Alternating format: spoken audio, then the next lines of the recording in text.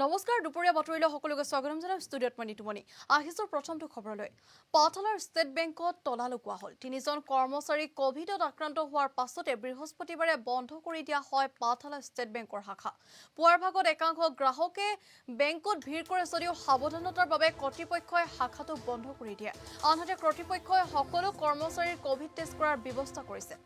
আৰু বজালিৰ পৰা আমালৈ এই বাতৰি প্ৰেৰণ কৰিছে ৰঞ্জন বৰ্মনে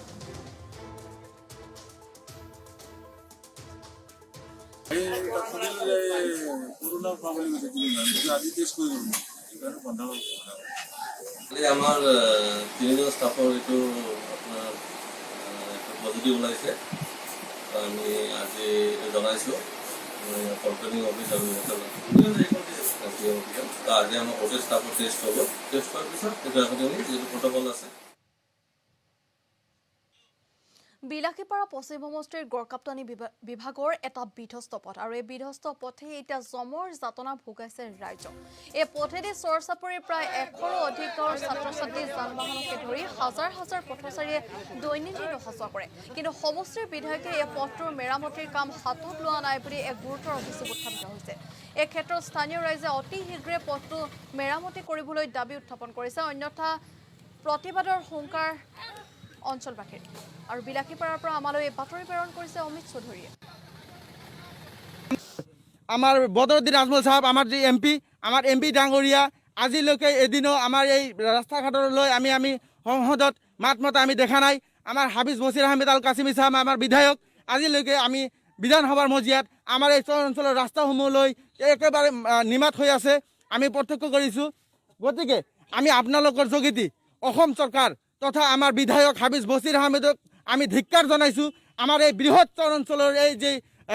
আমাৰ এই সমস্যা ৰাস্তা ঘাটৰ সমস্যা বিজুলীৰ সমস্যা এই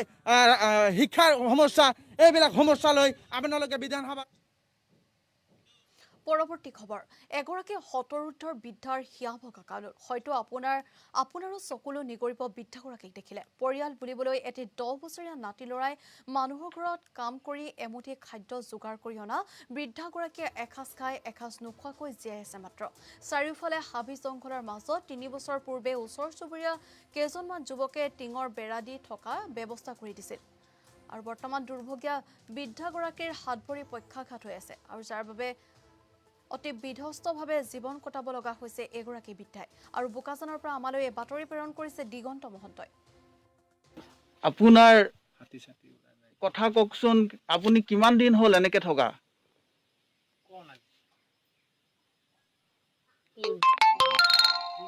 কিমান 3 মাহ হৈ গ'ল 3 বছৰলৈকে তোমালোকৰ অৱস্থা এটা নহয় নেকি 3 মহিনা কেলে কয় কিমান দিন হ'ল নি জানো তোমাৰ মহিনা কে হিচাপে নাই কৰি মই জানো কাহা 3 বছৰ এনেকে আছে হয় আপুনি খোৱা বোৱা কেনেকে কৰে কোনে বনায় মই না কিছু এটা এটো নাতি ছোৱালীটো কিমান ডাঙৰ বাটাই দিব দেখা যাব 10-12 বছৰ মান হ'ব নেকি বয়স 10-12 বছৰ হ'ব আৰু আপোনাৰ খোৱা বোৱাটো নাতি ছোৱালীটোৱে গোটাই আনে নেকি ল'ৰা হয় আপোনাৰ কি হৈ আছে এতিয়া ককাল নাই ভাঙি গ'ল কঁকাল আনহাতে কৰোনা মহামাৰীয়ে বিভিন্ন ক্ষেত্ৰৰ লগতে সাংস্কৃতিক জগতখনলৈ ভাবুকি কঢ়িয়াই অনাৰ সময়তে যাত্ৰাদলৰ প্ৰযোজক তথা শিল্পী কলাকুশলী সকলে ভাল দিন অহাৰ আশা কৰি ইতিমধ্যে যাত্ৰাদলে নিজৰ নাটৰ আখৰা কৰিবলৈ লৈছে নলবাৰী জিলাৰ বৰক্ষেত্ৰীৰ ৰামপুৰৰ বিনা পাঠকে প্ৰযোজিত কৰা পাপৰি মিনি থিয়েটাৰে বুধবাৰে সন্ধ্যা 2020-21 বৰ্ষৰ নাট্যাৰম্ভ আনুষ্ঠানিকভাৱে মুকলি কৰে নাট্যাৰম্ভ মুকলি অনুষ্ঠানত আখৰা গৃহৰ দ্বাৰা উন্মোচন কৰে আখৰা গৃহৰ দ্বাৰ উন্মোচন কৰে বিশিষ্ট নাট্যকাৰ অভিনেতা অৱসৰপ্ৰাপ্ত শিক্ষক উদয় বৰ্মনে নাট মুকলি অনুষ্ঠানটোত যাত্ৰা দলৰ কেইবাগৰাকীও প্ৰযোজক আৰু বিশিষ্ট লোকসকল উপস্থিত থাকে আৰু বৰক্ষেত্ৰীৰ পৰা আমালৈ এই বাতৰি প্ৰেৰণ কৰিছে জয়ন্ত ডেকাই অকল অসমতে নহয় গোটেই বিশ্বতে এই কৰোনাই সন্ত্ৰাস কৰিছে আৰু চৰকাৰে নিয়ম বান্ধি দিয়া যিবিলাক নিয়ম আছে আমি সকলোবোৰ বজাই ৰাখি আমি পাপৰি মিনি থিয়েটাৰে 2020-21 বৰ্ষৰ আজি শুভ নাট্যাৰম্ভ কৰিবলৈ আমি অনুষ্ঠান কৰিছোঁ আৰু 2020-21 বৰ্ষত আমি দুখন নাটক ল'ম আৰু এখন হ'ল আমাৰ দেৱজিৎ শৰ্মাৰ সেইখন হ'ল অগ্নিবাণ আৰু দ্বিতীয় এখন নাট চিন্তা কৰি আছোঁ, সেইখনৰ নামটো আজি ঘোষণা নকৰোঁ কাৰণ আমাৰ হাতত দুখন। চাপৰ পৌৰসভা কৰ্মচাৰী সন্থাৰ ধৰ্মঘট। সদৌ অসম পৌৰ নিকায়ৰ কৰ্মচাৰী সন্থাৰ আহ্বানত চলি থকা ধৰ্মঘটৰ আজি তৃতীয় দিন। ৰাজ্যৰ অন্যান্য পৌৰসভাৰ লগতে চাপৰ পৌৰসভাৰ কৰ্মচাৰীসকলেও যোৱা মঙলবাৰৰ পৰা চাপৰৰ পৌৰসভা কাৰ্যালয়ৰ সন্মুখত এই ধৰ্মঘট কাৰ্যসূচী ৰূপায়ণ কৰে। পৌৰ নিকায়ৰ কৰ্মচাৰীসকলৰ চাকৰি নিয়মীয়াকৰণ কৰা আৰম্ভ কৰি দীৰ্ঘদিনীয়া বহুত দাবী বৰ্তমানেও পূৰণ নোহোৱাৰ প্ৰতিবাদতে এইসকল কৰ্মচাৰীয়ে নিজ কাৰ্যালয়ত এনেদৰে ধৰ্মঘট কাৰ্যসূচী পালন কৰে। আৰু চাপৰৰ পৰা আমালৈ এই বাতৰি প্ৰেৰণ কৰিছে মিৰাজ ৰয়।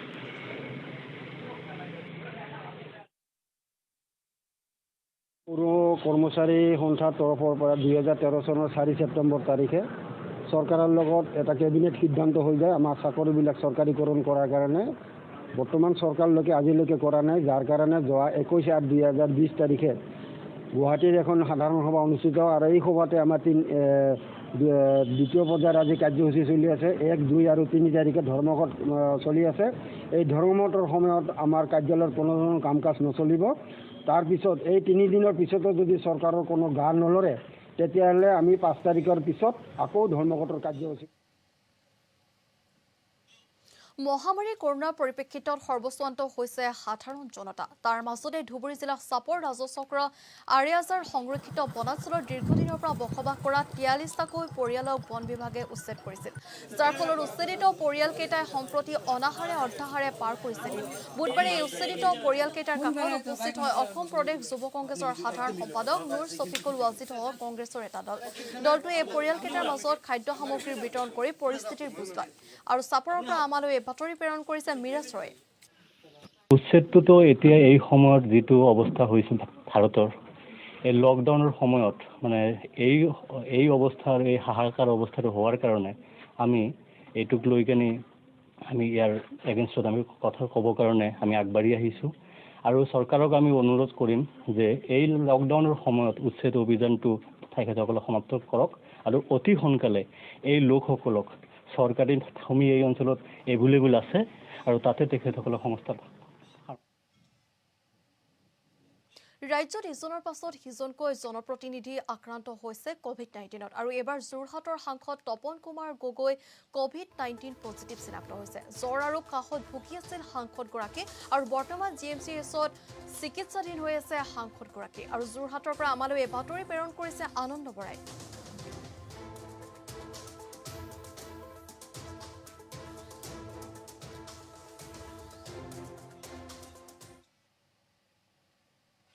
আহিছো শেষৰটো খবৰলৈ। পৌৰ কৰ্মচাৰীৰ বিভিন্ন দাবী পূৰণৰ উদ্দেশ্যে মঙলদৈ পৌৰসভাৰ কাৰ্যালয়ৰ প্ৰাংগণত কৰ্মচাৰীসকলৰ অৱস্থান ধৰ্মঘট কাৰ্যসূচী। বিভিন্ন দাবী পূৰণৰ উদ্দেশ্যে মঙলদৈ পৌৰসভাৰ কাৰ্যালয়ৰ প্ৰাংগণত 3 ছেপ্টেম্বৰলৈ অৱস্থান ধৰ্মঘট কাৰ্যসূচী পালন কৰে। ৰাজ্যখনৰ পৌৰ কৰ্মচাৰীসকলৰ দীৰ্ঘদিনীয়া দাবীসমূহৰ ভিতৰত চাকৰি নিয়মীয়াকৰণ কৰা, অনাদায়ী হৈ থকা দৰমহা আদায়, পেঞ্চন আঁচনিৰ প্ৰৱৰ্তন, পৌৰকৰ্মীসকলক ৰাজ্যিক বিত্তীয় আয়োগৰ আওতালৈ অনাৰ লগতে বিভিন্ন পদসমূহ অতি শীঘ্ৰে নিয়মীয়াকৰণ আদি 7 দফীয়া দাবীৰ সমৰ্থনত এনেদৰে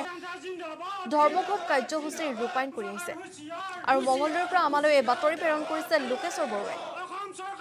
বিভিন্ন ধৰণৰ কাম কৰিছোঁ, আমাৰ কোনো নিৰাপত্তা নাই। চৰকাৰে বেলেগ বেলেগ ডিপাৰ্টমেণ্টক নিৰাপত্তা দিছে, বীমা দিছে, কিন্তু আমাৰ প্ৰাপ্য দৰমহাটোৱে আমি পোৱা নাই। 12 মাহ পৰ্যন্ত আমি দৰমহা পাব আছোঁ আৰু সভাৰ আমাৰ যিখিনি কালেকশ্যন হয় তাৰ পৰা দৰমহা লোৱা আমাৰ সম্ভৱ নহয়। সেয়েহে আমি চৰকাৰৰ ওচৰত দাবী জনাইছোঁ, আমাক অতি শীঘ্ৰে মাহৰ শেষত বেতন দিয়াৰ ব্যৱস্থা কৰক। ফিক্স পে আৰু কৰ্মৰত যিখিনি শ্ৰমিক আছে তেওঁলোকক চৰকাৰীকৰণ কৰক, কৰি তেওঁলোককো গভৰ্ণমেণ্ট চাকৰিয়াল হিচাপে। আৰু ইয়াৰ লগে লগে দুপৰীয়াৰ বাতৰিৰ পৰা মই নিতুমনে বিদায় লৈছোঁ আৰু পৰৱৰ্তী খবৰৰ বাবে চাই থাকিব ঈশান নিউজ।